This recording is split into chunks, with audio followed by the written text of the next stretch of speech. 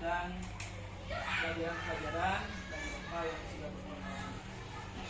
Baik Pak, untuk pertanyaan pertama, selama ini bagaimana Bapak dapat mengidentifikasi kasus-kasus yang merupakan dilema etika atau dugaan moral? Oke.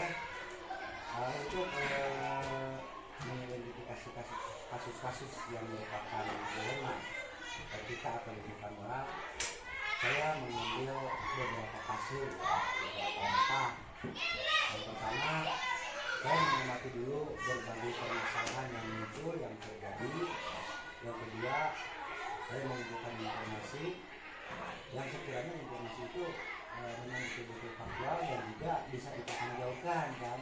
Yang langkah selanjutnya itu menentukan langkah untuk menyelesaikan permasalahan yang mengacu pada satu keputusan sesuai dengan peraturan pemerintah atau peraturan yang sedang berlaku sekarang.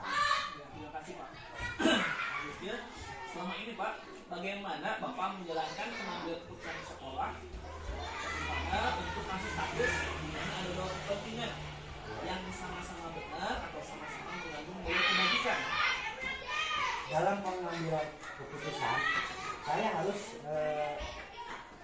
dikembalikan semuanya pada aturan ya. Jadi saya tidak bisa mengambil keputusan yang sembarangan atau sembarangan, tetap bertuju pada satu aturan yang berlaku pada saat sekarang ya. Setiap pengambilan keputusan saya selalu berhubungan dengan rekan-rekan, memastikan bahwa keputusan tersebut benar-benar dipahami karena selalu ada alasan di balik suatu kejadian. Ya. Itu gitu Pak. Lalu langkah-langkah apa atau prosedur apa yang biasa Bapak lakukan selama ini? Pertama, saya mencari informasi dulu ya. Saya akan datang ke lapangan atau ke tempat kejadian kasus.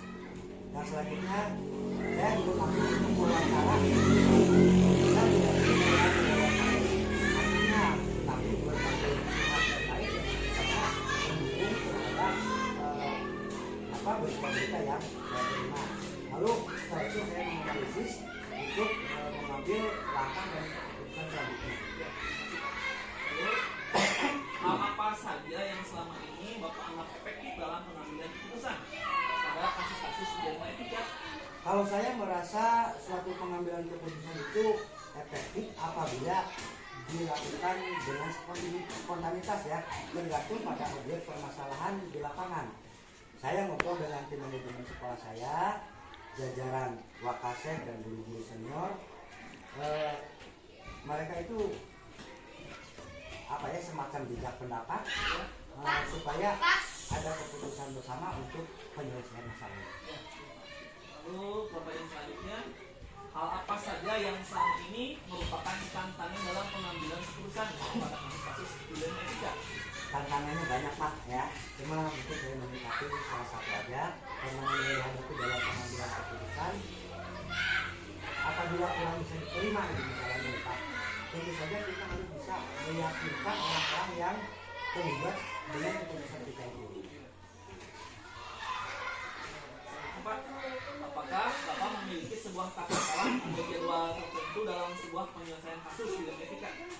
Apakah Bapak langsung menyelesaikan di tempat atau memiliki sebuah jadwal untuk menyelesaikannya? Itu atau prosedurnya seperti apa yang Bapak lakukan? Untuk penyelesaian kasus, saya tidak punya jadwal. Kenapa saya tidak punya jadwal? Karena berbagai permasalahan atau kasus etika tidak bisa dijadwalkan betul juga. Jadi tidak mungkin saya membuat jadwal penyelesaian kasus ya. Pokoknya harus bisa diselesaikan dengan baik dan sebisa mungkin sehingga keputusan yang kita ambil itu bisa diterima oleh semua pihak. Lalu, adakah seseorang atau faktor-faktor yang selama ini mempermudah atau membantu Anda dalam pengambilan keputusan dalam kasus dilema etika? Faktor yang memudahkan permasalahan yang berhubungan dengan etika berasal dari adanya dukungan dan jajaran rekan kerja di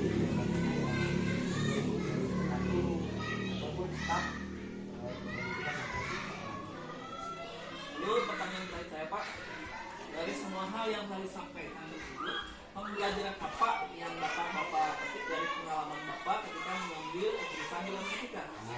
ini pengalaman yang mungkin bagi saya baru dan juga sangat bermanfaat untuk diri saya dan juga mungkin sebaiknya untuk lembaga saya ya. Pengalaman baru yang dapat saya temukan dalam pembelajaran di ini, kita belajar dari berbagai kejadian setiap kasus permasalahan yang terjadi di lapangan dan penyelesaiannya seperti apa. Ada beberapa fase yang seperti saya katakan tadi, dari identifikasi kasus sampai solusi untuk menyelesaikan kasus tersebut. Kita itu harus betul-betul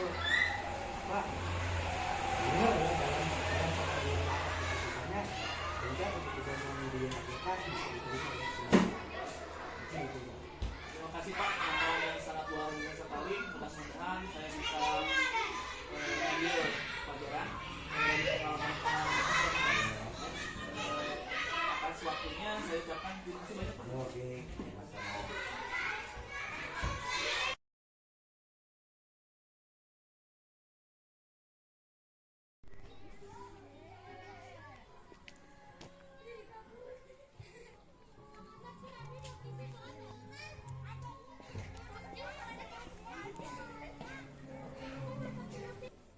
Assalamualaikum.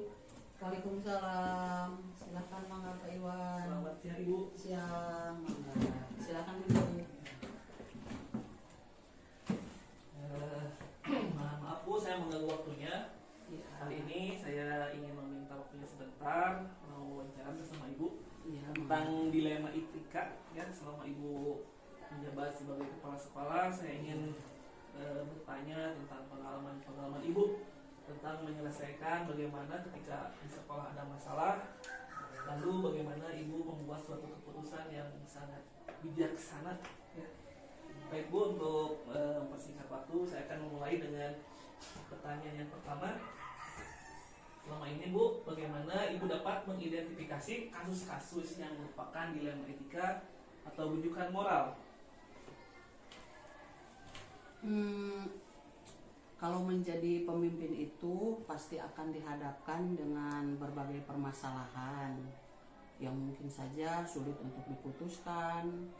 Namun kita itu tetap harus mengambil suatu keputusan dengan cepat dan tepat. Meskipun begitu, kita tidak langsung bisa memutuskan sesuatu itu tanpa mengidentifikasi masalah dan mendengar berbagai masukan yang ada begitu. Ibu, selama ini bagaimana Ibu menjalankan pengambilan keputusan di sekolah, terutama untuk kasus-kasus di mana ada kepentingan yang sama-sama benar atau sama-sama mengandung dari kebajikan? Sebagai kepala sekolah, kita itu harus bisa melihat situasi dari berbagai sisi. Biasanya ibu itu meminta masukan misalnya dari wakil kepala sekolah atau dari guru-guru, mendengar berbagai masukan. Nah, baru ibu akan mengambil hal yang terbaik dari suatu keputusan tersebut, yang meskipun tidak mungkin tidak memuaskan semua pihak. Apabila dihadapkan dengan dua kepentingan dan sama-sama benar, ibu akan mengambil keputusan sesuai aturan dan biasanya disepakati dalam rapat. Pertanyaan yang sangat bijaksana ya Bu. Lalu pertanyaan selanjutnya, langkah-langkah apa saja Bu atau prosedur seperti apa yang biasa Ibu lakukan selama ini? Ibu itu akan mencoba memahami kasus yang terjadi, kemudian mengumpulkan guru-guru untuk mendapat masukan, lalu mengadakan rapat bersama GTK atau guru-guru. Apabila tidak sesuai dan tidak menemukan keputusan bersama, maka dilakukan voting. Dengan begitu, keputusan itu dengan catatan dilaksanakan dengan penuh tanggung jawab setelah suatu hal disepakati. Lalu hal apa saja Bu yang selama ini Ibu anggap efektif dalam pengambilan keputusan pada kasus-kasus yang terjadi ketika ada dilema etika? Hal yang ibu anggap efektif adalah apabila apa yang ibu inginkan dan ibu ingin guru-guru juga bisa satu suara sejalan. Berarti ada keputusan bersama ya Bu ya? Iya, Ya. antara guru dengan kepala sekolah. Betul Bu. Hal apa saja Bu yang selama Ibu ini merupakan tantangan dalam pengambilan keputusan pada kasus-kasus di etika? Tantangan yang bersifat personal apabila ibu sebagai kepala sekolah itu dihadapkan dengan mayoritas keinginan guru-guru yang berbeda-beda dengan harapan atau keinginan ibu. Lalu apakah Ibu memiliki sebuah tata cara atau jadwal dalam sebuah penyelesaian kasus di dalam etika? Apakah Ibu langsung menyelesaikan di tempat atau memiliki sebuah jadwal untuk menyelesaikannya? Lalu bentuk atau prosedur seperti apa yang Ibu jalankan? Sebetulnya tidak ada jadwal tertentu. Pokoknya buat ibu segala hal yang harus tuntas dan kalau bisa diselesaikan secepatnya.